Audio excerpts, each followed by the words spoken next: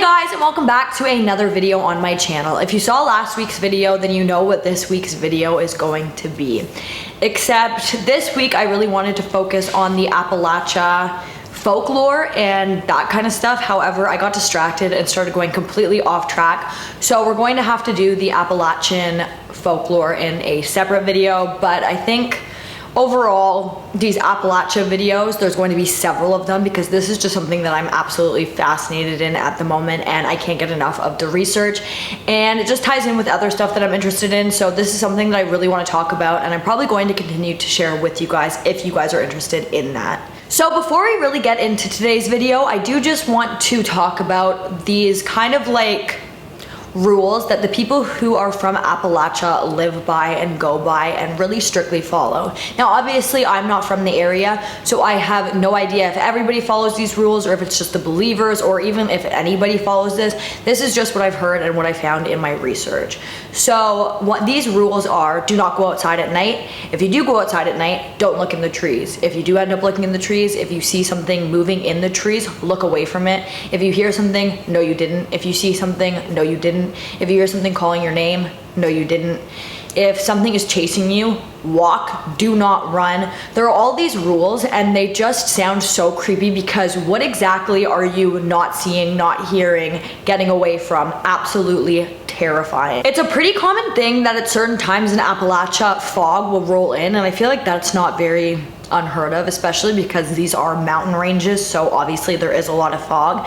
But the thing that is strange is a lot of people who've experienced fog in the Appalachia area say that they often experience hearing strange voices, screams, children's giggles, all of this really strange stuff coming from within the fog. Very experienced hikers and hunters and people who are just used to being out in the wilderness also say that they have a feeling that something or somebody is stalking them after the fog rolls in and using the fog as like kind of like a blanket of cover. You hear something in the woods at night in the Appalachians. No, you didn't. Born, raised, and living in Appalachia, he is absolutely right. Let me give you a few examples. As children, we are taught not to go in the woods without telling an adult. Now, this isn't because there are a lot of people in the woods that are going to do you harm.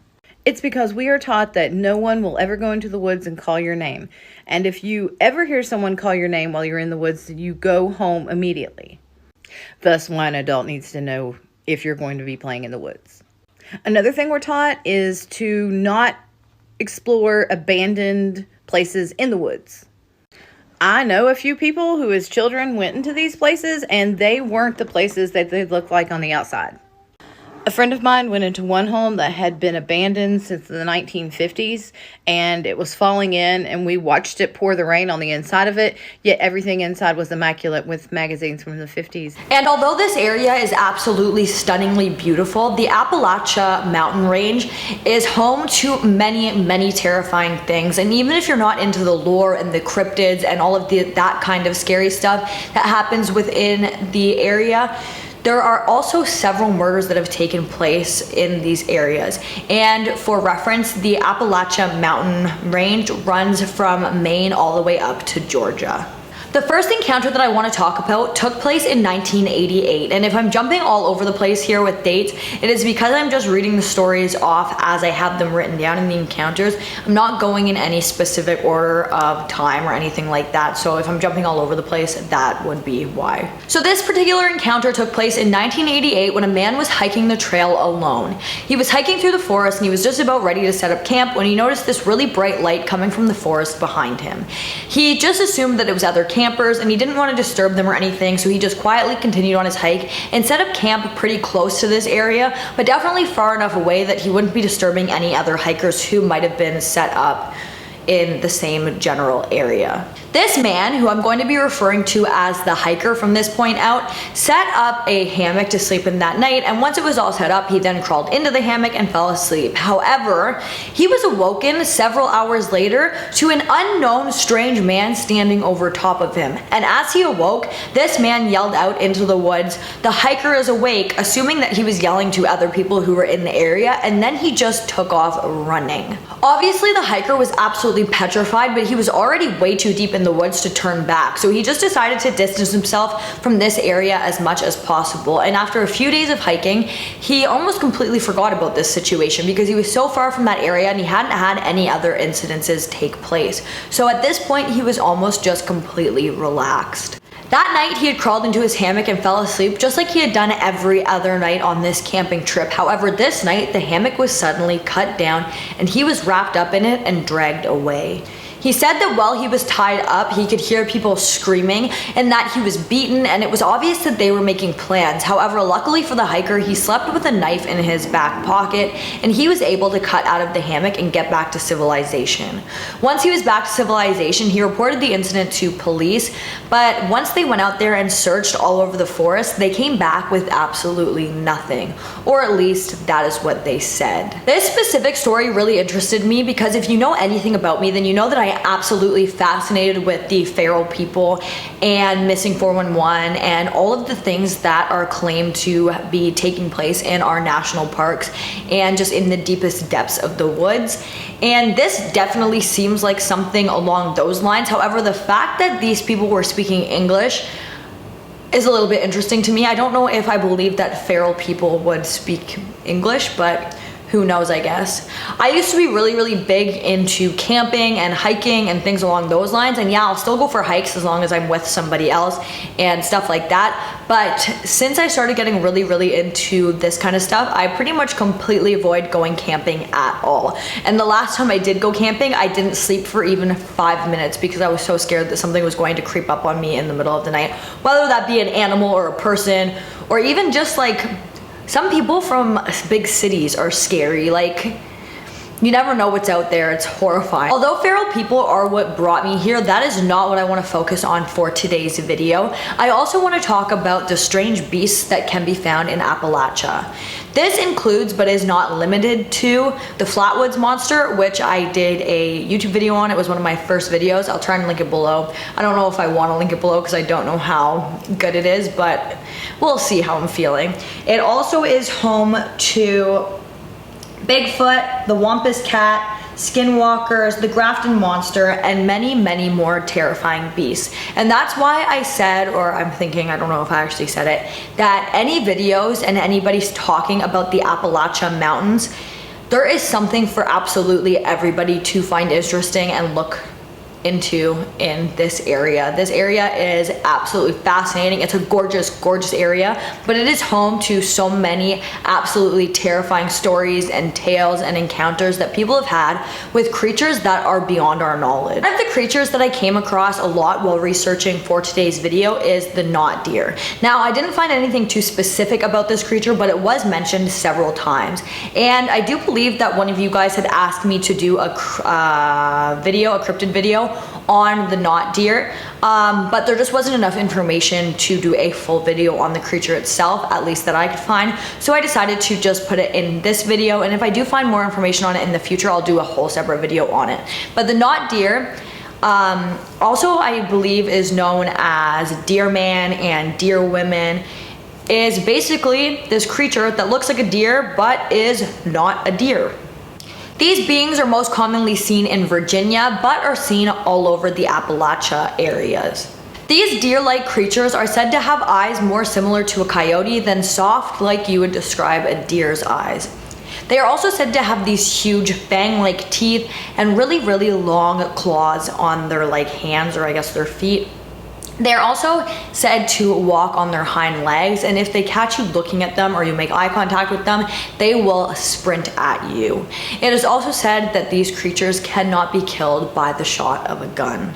Before we move on to the next encounter that I have to tell you guys about, I do just want to mention, because I forgot to mention it at the beginning of today's video, none of the stories that I'm going to share with you guys throughout today's video are mine. I've never been to Appalachia. I've never been anywhere near Appalachia. I just think that these stories are interesting and I am sharing them for entertainment purposes. This man was hunting along the Appalachian Trail when he all of a sudden saw two bucks, or at least what he thought was two bucks. He watched them for a moment before deciding to take a shot, and when he did, he shot one of the bucks straight in the head, and he was quite certain that it was a kill shot. After shooting the buck, he then headed down the hill to where the bucks would be, and he thought that the second one would have run off because of the ringing of the gun. However, what he noticed when he got closer was that the other buck was still there, and it was looking very strange. It was kind of expecting the one that was shot and just behaving unlike anything he'd ever seen before. As he got closer, he realized that the second buck wasn't a buck at all. It was this really strange creature that he couldn't describe and had never seen before. He said that as he got closer, this second creature was just staring at him, now standing on its hind legs, leaving it at about 8 or 9 feet tall, not including its horns. It had these really dark, creepy eyes, and it was staring at the man as if staring into his soul. The man obviously was absolutely terrified, and he took off running, and the creature didn't chase him, but that doesn't change the terrifying encounter that this man had, and it doesn't take away from the horrors that this would have been either way. I obviously am not a hunter, but I would imagine that that would be a hunter's absolute worst nightmare. I would lose my mind if something like that happened. One of the more common cryptids that I see people talk about in the Appalachia area are skinwalkers, but talking about skinwalkers is something that I don't really like to do. It absolutely terrifies me. So instead of me sharing people's encounters with you, I'm just going to be taking videos off TikTok and inserting them here so that you can hear people talking about their encounters with what they believe are skinwalkers. Ooh.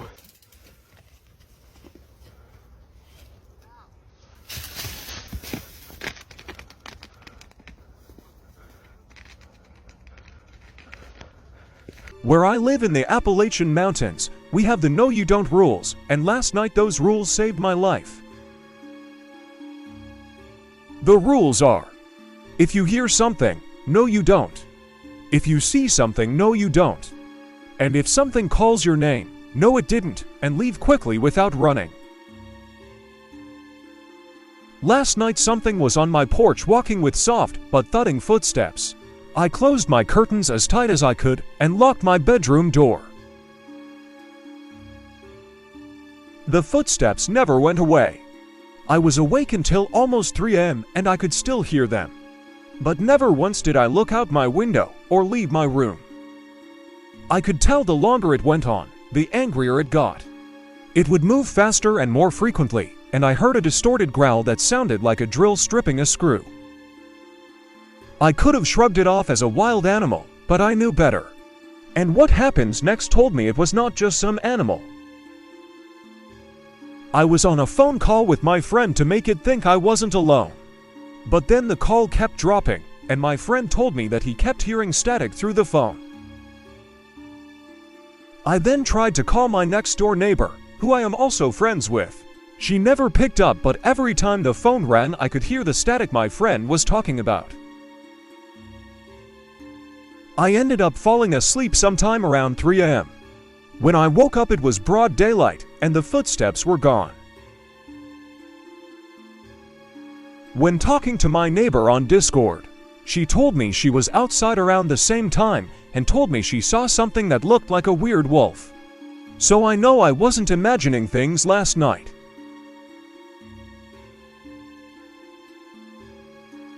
Story, however, that I do believe was skinwalkers that I feel comfortable enough sharing with you guys is about a man who was hiking along the Appalachia Trail with a few other people, and they had slept the night in this area and they'd woken up and now were packing up camp to move along the trail.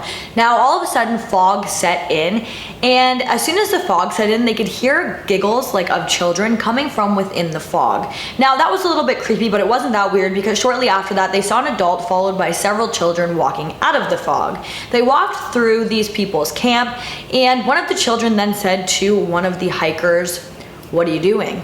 And the hiker said back, "We're hiking the Appalachia trails." And the kid said, "This isn't the Appalachia Trail," and then started giggling.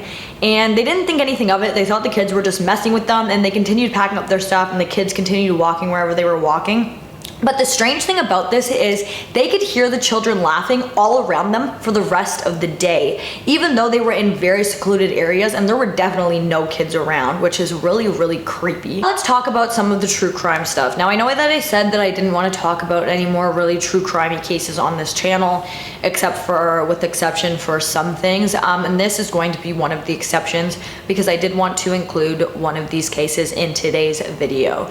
So I just want to warn you before we move past this part of the video might be a little bit heavier, and I'm going to really brush the surface with this one just to keep the video at a reasonable length. This took place in the Appalachian Trail in Pennsylvania in 1990.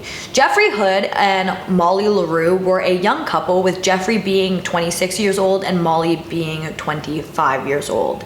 The couple had met while working with children, special needs children, at a day camp that they both volunteered at. They both had a very passionate love for children with special needs and helping children with special needs, and they also both bonded over the fact that they absolutely loved being out in nature. Because of Jeffrey and Molly's passion for helping troubled children and helping just children in general, several people were noted saying that if they lived long enough, they really believed that this couple could have changed the world, and that they were just very sweet, passionate, some of the kindest people you could ever meet. Sadly, the bodies of Jeffrey and Molly were found on the evening of September 13th, 1990.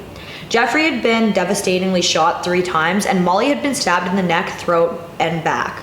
Molly was also a drifter by the name of Paul David Cruz was found guilty. He was arrested on September 21st near Harps Ferry and was carrying belongings that belonged to Jeffrey on his person when he was arrested.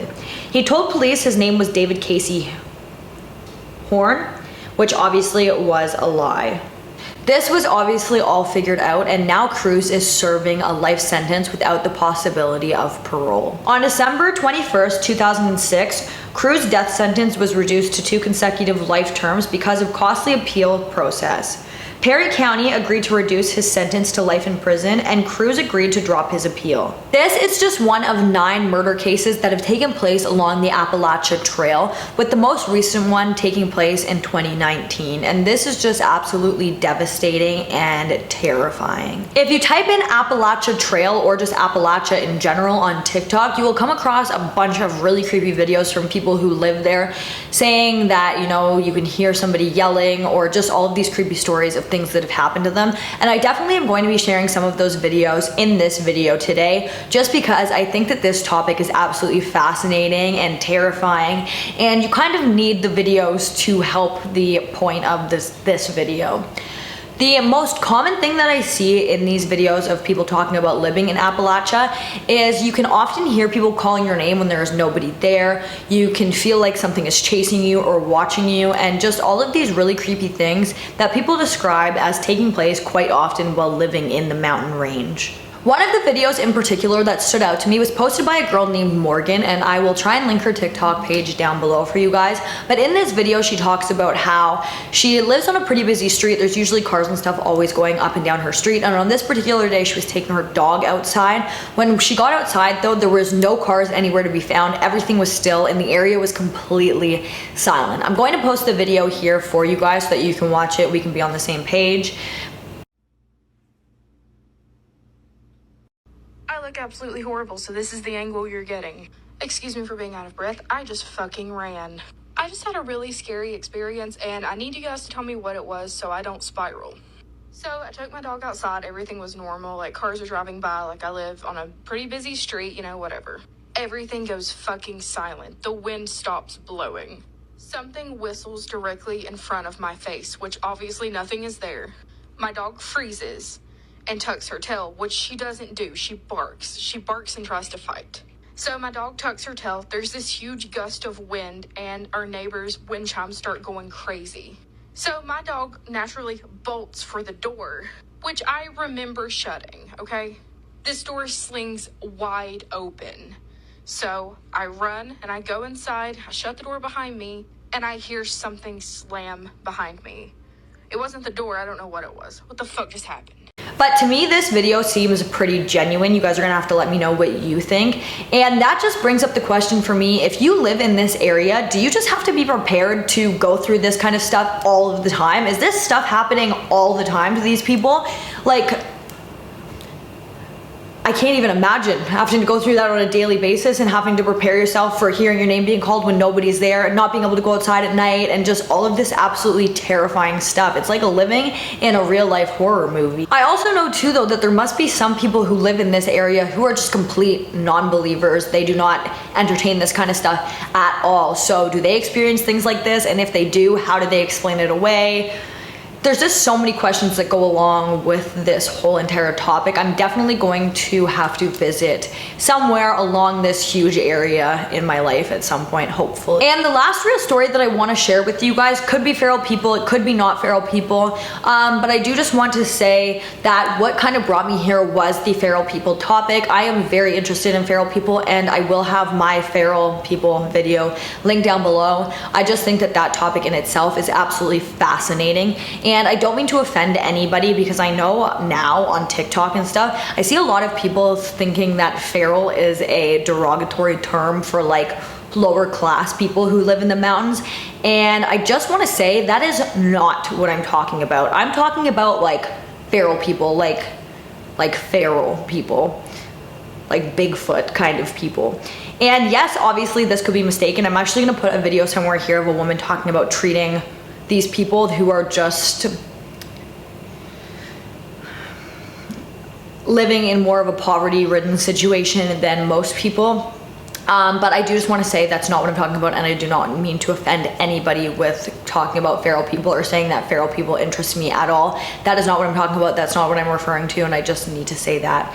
Also too, there are a lot of people being like, this isn't real, this isn't real, this isn't real, this isn't real, but then there's just the same amount of people saying that they experienced these things. So how can you deny it? That's just like kind of like he said, she said, like putting, I don't know, it's just really weird that some people are just dismissing it because one person said it's not real, but then there's other people saying it is. And it's just, this whole thing got very back and forth since the last time that I looked into it. So I just want to say, again, I'm not trying to offend anybody. I don't mean to offend anybody. This whole video is just for entertainment purposes, and yeah. This woman, and she was hiking along the Appalachian Trail by herself, completely alone, and she was hiking to this certain area where she was going to meet up with some friends or people that she'd known. But it would take her a full week to get from the point that she was at now to that area, and she was already in the deep depths of the trail. That is when she noticed that she was being followed. And this went on for the full week that she was in the woods, I guess, trying to hike to that area. And she said that she knew who was following her, but that these people were not human. And they only tried to approach her at one point where she, I guess, got really close to their face. And she said that, yeah, they looked human-alike, but you could tell that these people were not human. Like, they did have human features, but their eyes didn't look human. They didn't like move like humans. They just looked unhuman to her. Now, apparently when she got back to civilization, she told police about what she had witnessed, and they went in and again looked for, you know, signs of anything, but they found nothing. And apparently this woman was very, very nervous to share her story, and that's why there isn't very many details, because she really just kept it to herself. Now, I know this isn't as detailed as my feral people video, but like I mentioned, I did a full video on that. And this video could go on forever and ever and ever, so I just wanted to find one that I thought was interesting but wasn't too long and just mention it and leave it at that. As I don't want this video to go on and on and on, I think that I'm definitely going to have to follow this video up with a video purely on Appalachia folklore, if that's something that you guys would be interested in, because that is also something that I am very, very interested in these days. I just think it's absolutely so interesting and fascinating and so cool. So if you guys would be interested in that, please let me know in the comments down below. But that is going to bring us to the end of today's video. If you like this video, please give it a big thumbs up. Don't forget to comment down below what you'd like to see in my future videos, and don't forget to subscribe and turn on that notification bell so that you don't miss any future videos from me. Thank you so much for watching, and I'll see you in the next one. Bye guys.